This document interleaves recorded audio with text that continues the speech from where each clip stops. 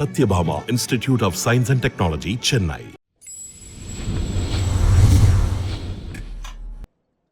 Actor and காமெடியனான KPY Bala அவர்கள் நிறைய ஹெல்ப் பண்ணிக்கிட்டு வராங்க அப்படின்னு சொல்லி நம்ம எல்லாருக்குமே தெரியும். ஆம்புலன்ஸ் வாங்கி கொடுக்கறதா இருக்கட்டும், வெள்ள நிவாரணம் பண்ணுறதா இருக்கட்டும், எல்லாத்துலேயுமே அவருக்கு முடிஞ்ச ஹெல்ப்பை அவர் பண்ணிக்கிட்டு இருக்காரு. ஸோ இப்படி ஹெல்ப் பண்ணுற பாலா அவர்களுக்கு அரசு அதிகாரிகளும் திரை பிரபலங்களும் அவங்களுடைய பாராட்டுகளை தெரிவிச்சுக்கிட்டே வராங்க. ஸோ அந்த வகையில் பெட்ரோல் பங்க்ல வேலை செஞ்ச ஒரு பையனுக்கு பாலா அவர்கள் ஒரு சர்ப்ரைஸ் பண்ணுற மாதிரி ஒரு ஹெல்ப் பண்ணியிருக்காரு. ஸோ அந்த வீடியோ தான் இப்போ பயங்கர வைரல் ஆகிட்டு இருக்கு. பெட்ரோல் பங்க்ல வேலை செஞ்ச அந்த பையன் பெட்ரோல் போட வந்தவங்க கிட்ட இந்த கேமரா எவ்வளோ அப்படின்னு கேட்கும்போது 46,000 சொன்னாங்க. ஸோ 46,000 ரூபாவா, எங்க வீட்டில் பைக் வாங்குறதுக்கு 10,000 ரூபா கூட கொடுக்க மாட்டாங்க, ஒரு சைக்கிள் கூட கிடைக்காது போல அப்படின்னு சொல்லி சோகம் கலந்த ஒரு சிரிப்போட பேசியிருப்பாரு. ஸோ இந்த வீடியோ வைரலானதை தொடர்ந்து பாலா அவர்கள் அந்த பையனுக்கு ஒரு பைக் வாங்கி கொடுத்து சர்ப்ரைஸ் பண்ணியிருக்காரு. அந்த வீடியோவும் இப்போ வைரல் ஆகிட்டு இருக்கு.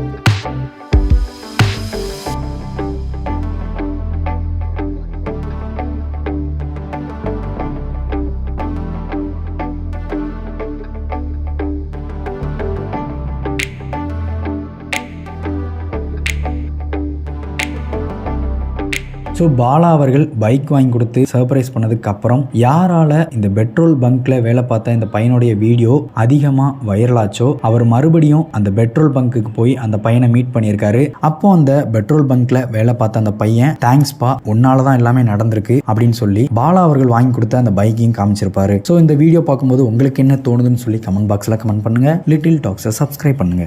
கோட் திரைப்படத்துடைய அப்டேட் நான் கேள்விப்பட்டவரை விஜயுடைய பிறந்த நாளில் அந்த படத்தை கொண்டு வர்றதுங்கிறது தான் அவங்களுடைய பிளானா இருக்கு.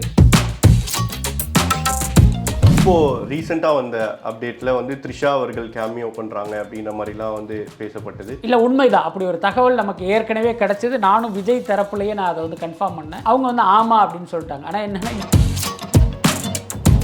அதாவது என்னன்னா, விஜய் தரப்புல நம்ம கேட்கும் போது ஒரு 10 நாள் ஆகும். கார்த்திக் சுப்பராஜ் ஒரு கதை சொல்லியிருக்காரு, ஏற்கனவே 2 முறை கதை சொல்லி அவர் ரிஜெக்ட் பண்ணதுனால இந்த தர பார்த்தீங்கன்னா அவர் சொன்னது வந்து ஓரளவுக்கு பெட்டரா தான் இருந்திருக்கு. ஆனா என்னன்னா, அது வழக்கமான ஒரு கேங்ஸ்டர் படமா இருந்தது வந்து விஜய்க்கு வந்து ஒரு சின்ன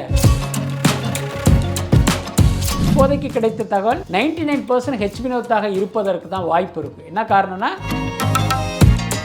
இப்போ வாடிவாசல் கூட சொல்லியிருந்தீங்க லைனப்பில், ஆனால் வந்து அதை பற்றின எந்த ஒரு இதுவும் வந்து வரமாட்டேங்குது. ஒருவேளை ட்ராப்டு அப்படின்ற மாதிரிலாம் நடுவில் வந்து ரூமர் கிளப்புனாங்க. வாடிவாசலை பொறுத்த வரைக்கும் 6 மாதத்துக்கு இடையில் அது குறித்து எந்த அப்டேட்டுமே வராது. அதுதான் உண்மை.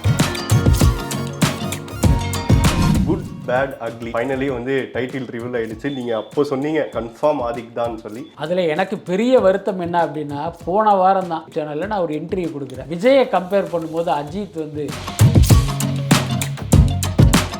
பார்த்தீங்கன்னா நேற்றுலேருந்து அதை எடுத்து கட் பண்ணி போட்டு பக்கத்தில் இந்த அஜித் படத்தினுடைய டைட்டிலையும் போட்டு யோ என்னையா சொல்கிறேன்னு கேட்குறாங்க. இப்போது விடாமுயற்சி உடல்நிலை நடுவில் வந்து அந்த சர்ஜரிலாம் பண்ணி முடிச்சுட்டு ரெஸ்ட் எடுத்துகிட்டு கண்டினியூ பண்ண போகிறாருன்ற மாதிரி. ஆக்சுவலி விடாமுயற்சியில் பார்த்தீங்கன்னா நிறைய பிரச்சனைகள். ஆனால் இன்றைக்கி பார்த்தீங்கன்னா அஜித் வந்து அந்த ஹாஸ்பிட்டலுக்கு போனதுங்கிறது லைக்காவுக்கு வந்து ஒரு நல் வாய்ப்பாக அமைஞ்சிருச்சு. அந்த டைமில் தான் வந்து விஜய் அவர்கள் வந்து நேரில் போக முடியல, ஏன்னா இந்த டைம் போனால் கரெக்டாக இருக்காது. ஸோ கால் பண்ணி அவர் நலம் விசாரிச்சாருலாம் சொன்னாங்க. ஒரு சோஷியல் மீடியாவில் நீங்கள் போடலாமே, விஜய் நான் இது மாதிரி என்னுடைய நண்பர் அஜித்துக்கிட்ட தொலைபேசியில் விசாரித்தேன், அவர் நலமாக இருக்கிறதா சொன்னார் அப்படின்னு நீங்கள் ஒரு ட்வீட் போட்டிங்கன்னா அது உங்களுடைய முட்டாள் ரசிகன் இருக்காங்க